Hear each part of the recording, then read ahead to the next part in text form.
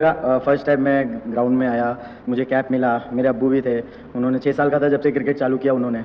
तो बस यही सपना था कि उनके जीते जी मैं एक बार उनको इंडियन टीम के लिए खेलते हुए दिखूं, ये मेरा सपना था उनके लिए, तो मुझे बहुत अच्छा लगा। अब नहीं, मैं ऑलमोस्ट देखा जाए तो 4 घंटे से पैडअप करके बैठा था, तो बस मैं ऐसे ही सोच रहा था कि लाइफ में इतना पेशेंस रखा हूँ, थोड़ा और रखता हूँ। फिर उसके बाद अंदर गया, थोड़ा सा इनिशियली 1-2 बॉल थोड़ा सा नर्वस था क्योंकि फर्स्ट टाइम आया था, लेकिन इतनी अच्छी प्रैक्टिस और इतनी मेहनत है कि सब ठीक हुआ। नहीं टेस्ट क्या पहला दिन भाई, तीसरे टेस्ट का, और दमादम सेंचुरी भाई रोहित शर्मा की, जडेजा ने भी एंड में एक सेंचुरी की। लेकिन more than that what a मतलब brilliant debut from Sarfaraz Khan. मतलब कमाल यार, उस बच्चे ने बैटिंग की है। और मतलब I am not comparing at all भाई, मैं क्लियर बता दूंगा इससे पहले कि मतलब लोग बोले यार ये क्या कर रहे हो, क्योंकि मैं खुद खींचता हूँ लोगों की टांग इस बात पे कि क्यों कंपेयर करते हो। लेकिन मैं आज जब सरफराज को बैटिंग करते देख रहा था तो मुझे at the back of the mind, क्योंकि इतना हमने कवर किया है कि जावेद भाई जब बैटिंग करते थे ना, तो यही मॉडलिटीज उनकी होती थी बैटिंग की, कि मतलब सिंगल नहीं छोड़ना।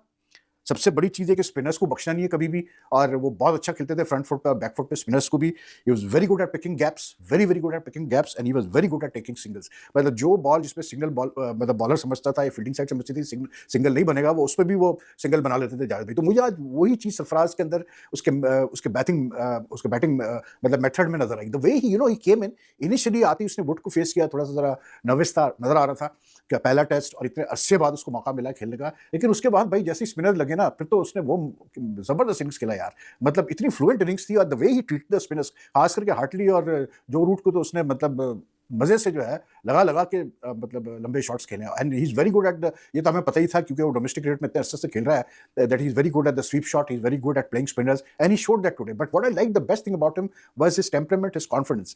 Agreed that it's a batting pitch, it's like on the first day कुछ भी नहीं था बॉलर्स के लिए, टू बी वेरी ऑनेस्ट। इसके बावजूद के 100 आया रोहित शर्मा का, 100 आया जडेजा का, जडेजा नॉट आउट है, लेकिन 62 रन करके भी सोशल मीडिया पे बड़ी धूम मचाई हुई है। जिस तरीकाकार से, जिस माइंडसेट से, जिस अप्रोच से खेला है सरफराज, तो सरफराज खान की हर कोई बात कर रहा है और करनी भी चाहिए। बहुत ही शानदार और बेहतरीन इनिंग्स खेली है उसने, लाजवाब। और प्रेशर नाम की कोई चीज तो उसने आसपास महसूस भी नहीं की। और इंग्लैंड के वो बॉलर्स के जो काफी हद तक इस सीरीज में जिन्होंने कहीं ना कहीं अच्छा खासा मुकाबला किया इंडियन बैटिंग का, all of a sudden they started looking clueless कि हाँ भाई उनका भी इतना तजुर्बा नहीं है, एक दो मैचेस वाले ही हैं, इसी तरह ही खेलना चाहिए। तो ये बड़ी अच्छी कामयाबी थी सरफराज की। और यू नेवर नो, अगर कुछ देर और खेलता या कल जो बारी आती अगर मौजूद होता, नॉट आउट सो भी आता, और इन बॉलर्स को मजीद उस तरह की परफॉर्मेंस दिखाने से, जिस तरह की ये दिखा रहे हैं, बिल्कुल वैसे नहीं ये दिखा पा रहे थे उसके सामने। तो इस मैच में बात होगी अभी कल day 2 what it is going to get us. और बाकी अगर बात करें हम पाकिस्तान के हवाले से, हफीज की जो छुट्टी हुई है उस पर बात होगी। वो सेंट्रल कॉन्ट्रैक्ट जो उसका टर्मिनेट हुआ है टेस्ट क्रिकेट नहीं खेलने की वजह से, हारिस रऊफ की उस पर बात होगी। और पीएसएल पे भी हम बात करेंगे, वो नेशनल एंथम भी आया है, कल आया था मैंने सुना है, और उस पर भी थोड़ी सी गुफ्तगू होगी। जी मोहसिन साहब, कैसे हैं आप? बिल्कुल ठीक ठाक जी। बिस्मिल्लाहिर्रहमानिर्रहीम, अस्सलाम वालेकुम, गुड इवनिंग, सत श्री अकाल, नमस्कार। बोर्ड में भाईजान बहुत सारे चीजें हुई हैं, मुफ्त खाना बंद, मुफ्त टिकटें बंद, हॉस्पिटैलिटी बॉक्स बंद, और बहुत सारी चीजें अभी मोहसिन नकवी साहब कर रहे हैं। बहुत सारों की सैलरियों में कैप लगा दिया। मजा तब आएगा जब ये लबड़ गब्बड़ कुत्ते नहलाने वाले और इतने सारा जो इमोशनल राइट्स की, तो एक और इमोशनल राइट हमको आज देखने को मिली, जो थी एक बाप बेटे का ख्वाब, जो कि राजकोट के मैदान पे हुआ पूरा। बहुत सारे लोग इसके बारे में बात कर रहे हैं, क्योंकि आज जिस तरह हमने पोस्ट मैच सेशन में भी बात की कि एक तरफ थी रोहित शर्मा की सेंचुरी, एक तरफ थी रविंद्र जडेजा की सेंचुरी। दोनों का स्टैंड जो था, एक अनबीटन पार्टनरशिप थी 150 रन की, बहुत इंपॉर्टेंट थी, 200 रन की, इनफैक्ट 200 से ऊपर रन की, बहुत इंपॉर्टेंट थी।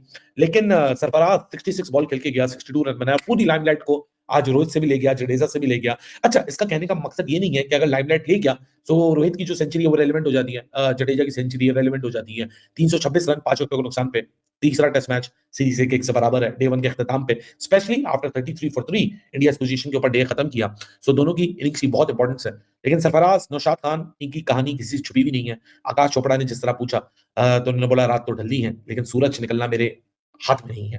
उसी तरह एक पोएटिक रिस्पॉन्स नौशाद खान ने एक इंटरव्यू में दिया कि वो आज क्यों इमोशनल हुए। सरफराज भी आए प्रेस कॉन्फ्रेंस के अंदर, सरफराज ने भी आज बात की। सो एक बाप बेटे का सपना जिस तरह पूरा हुआ राजकोट के मैदान पे, वो बहुत सारे डोमेस्टिक परफॉर्मर्स, बहुत सारे ऐसे बाप जो कि जिनका सपना होता है कि अपने मुल्क के लिए क्रिकेट खेलें, उनका सपना जब अधूरा रह जाता है, वो सोचते हैं कि मेरा सपना मेरा बेटा पूरा करेगा। ये एक बहुत नेचुरल सा प्रोसेस है।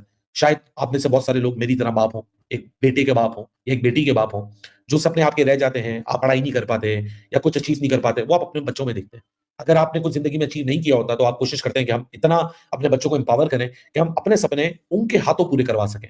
सो मुझे बाहर वालों को तो नहीं पता, जिस माशरे से मैं और आप लोग आते हैं, हम इंडिया पाकिस्तान का माशरा, भले ही जमीन पे एक लकीर जरूर है, हम उस तरफ हैं, आप उस तरफ हैं, लेकिन जो हम लोग के सेंटिमेंट्स हैं, जो हम लोग का हाउस होल्ड है, काफी सिमिलर सेंटिमेंट्स उधर भी बसते हैं, इधर भी बसते हैं। जो बाप बेटे का रिलेशन होता है या बाप बेटी का रिलेशन होता है, या अपने अनफुलफिल्ड सपने जो होते हैं उनको पूरा अपने बच्चों के हाथों देखने की जो खुशी होती है, मेरे ख्याल से वो दोनों तरफा बहुत कॉमन होती है। तो इसी तरह नौशाद खान ने आज बुलाया, चल को करें सब्सक्राइब, जल्दी से आपसे बात करेंगे पाकिस्तान क्रिकेट पीएसएल क्योंकि शुरू होने को है। लोग समझ रहे थे वहां बहुत बाज़गश्त होगी, लेकिन वहां की शायद इतनी ज्यादा हाइप हो ना हो, लेकिन पाकिस्तान क्रिकेट बोर्ड अपनी जगह अपनी हाइप मेंटेन करने में कामयाब है। शाम में हारिस का कॉन्ट्रैक्ट फारिग किया, फिर मोहम्मद हफीज को खुदाफिज किया। मोहम्मद हफीज की भी कहानी इतनी सी है कि मोहम्मद हफीज को इस तरह खुदाफिज किया गया जिस जॉब पे वो थे ही नहीं। सो खुदाफिज किया या नहीं किया, मोहम्मद हफीज का एक थैंक यू का ट्वीट कर दिया, उनका पोस्टर जारी कर दिया थैंक यू लिख के। उसपे कुछ बाबर फैन नाराज हो गए, वो कहते हैं यार बाबर ने 3 साल कप्तानी की पाकिस्तान क्रिकेट बोर्ड, आपने उनको तो थैंक यू नहीं किया, तो हफीज को क्यों थैंक यू किया। तो पाकिस्तान क्रिकेट बोर्ड में एक मसाइल है कि कोई भी किसी चीज से खुश नहीं है।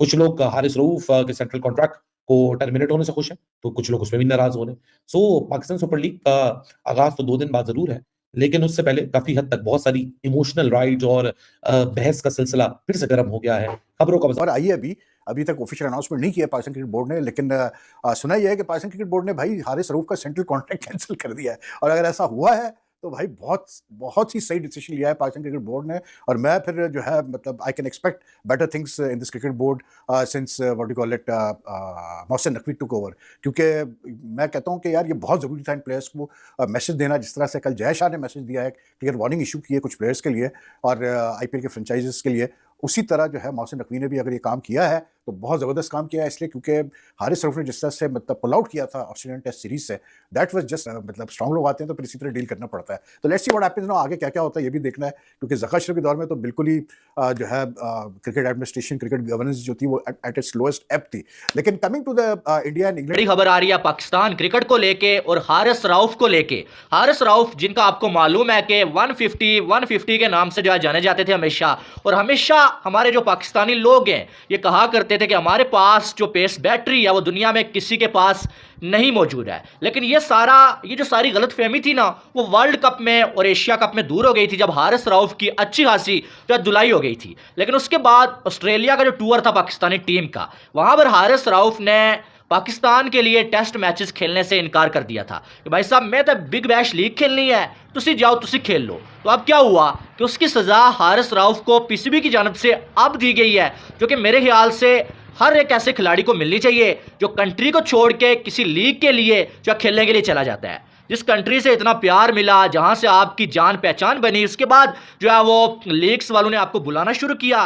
जब आपको वहां से पैसा मिलने लगा और आपने क्या किया, आपने कंट्री को ही जो है झंडी दिखा दी। अब PCB ने हारिस रऊफ का जो सेंट्रल कॉन्ट्रैक्ट है ना भाई साहब, उसको टर्मिनेट कर दिया है। ये सजा मिली है हारिस रऊफ को। सिर्फ यही नहीं बल्कि किसी भी लीग के लिए हारिस रऊफ को जो है NOC जारी नहीं किया जाएगा।